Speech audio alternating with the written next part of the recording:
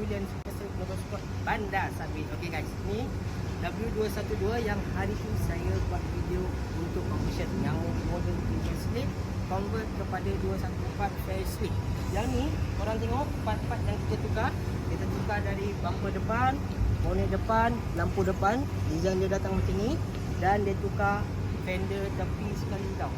Fender tepi dia tukar, side mirror dan side skirt sekali dia tukar sekali untuk set W214. Yang ni bahagian belah belakang korang tengok kita tukar terang bonnet, lampu belakang, bumper belakang, exhaust kit sekali. Dia datang set macam ni untuk 212 convert 214 E53 design. So untuk you guys owner-owner W212 atau 213 boleh datang ke saya untuk confirmation 214 E53 design. Datang dekat Super Street Motorsport Bandar Sabit. Bye bye.